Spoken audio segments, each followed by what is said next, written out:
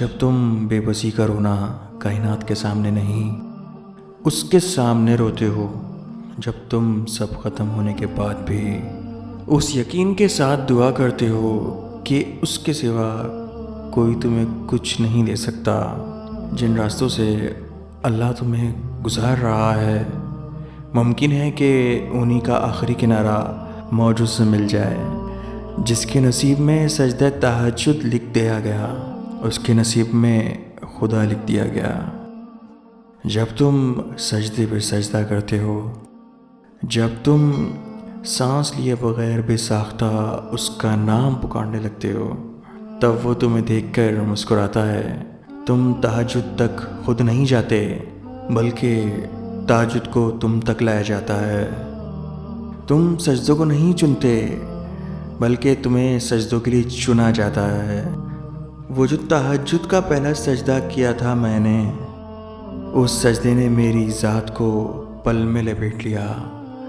سجدے کی سب سے بڑی خوبصورتی یہ ہے کہ زمین کے ساتھ کی جانے والی سرگوشی آسمان میں گونجتی ہے۔ تہجد پڑھا کرو، کوئی ملے نہ ملے رب مل جائے گا۔ مجھے کسی سے کوئی گلہ نہیں، اے اللہ بس مجھے اس قابل بنا کہ کسی کو مجھ سے کوئی گلہ نہ ہو، اور جو چیزیں تہجد میں بھی مانگنے سے نہ ملیں تو سمجھ جاؤ کہ وہ تمہارے لیے بہتر نہیں۔ تمہیں کیا لگتا ہے کہ جو تم دعائیں تہجد میں مانگتے ہو وہ دعائیں قبول نہیں ہوں گی؟ کبھی کبھی بہت پہلے مانگی گئی دعا بھی قبول ہو جاتی ہے، اور جب وہ قبول ہوتی ہے تو ہم بے ساختہ ہو کر کہتے ہیں، مجھے یاد تھا ایک دن تم اس دعاؤں پر بھی یہی الفاظ کہو گے۔ جو تم اب مانگتے ہو کن فرمانا مشکل کام تھوڑی نہ ہے۔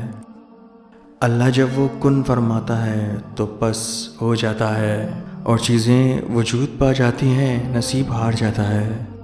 تہجد کی دعاؤں کے سامنے میں تیرا ہی محتاج ہوں، تجھ ہی سے مانگتا ہوں، کیونکہ مجھے یقین ہے کہ تو ہی میری حاجت روائی کرے گا۔ تمہارا تہجد پڑھنا تمہارے رب سے عشق کا ثبوت دے۔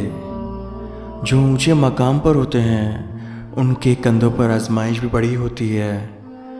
وہ محبت کس قدر پرخلوص ہوگی جسے تہجد میں مانگا گیا ہو، کیونکہ جب اللہ تمہارے دل میں کسی کا خیال پیدا کرتا ہے تو وہ چاہتا ہے کہ تم اسے مناؤ، اسے وہ چیزیں تمہیں دینے پر آمادہ کرو، بار بار اسے پکارو، بار بار جھولی پھیلاؤ، تاکہ وہ کن فرمائے اور تمہاری آزمائش پوری کر دی جائے۔ اگر اللہ نے وہ لے لیا جسے کھونے کا تم تصور نہیں کر سکتے تھے، تو یقیناً وہ کچھ ایسا بھی دے گا جسے پانے کا تم نے سوچا بھی نہ ہوگا، انشاءاللہ۔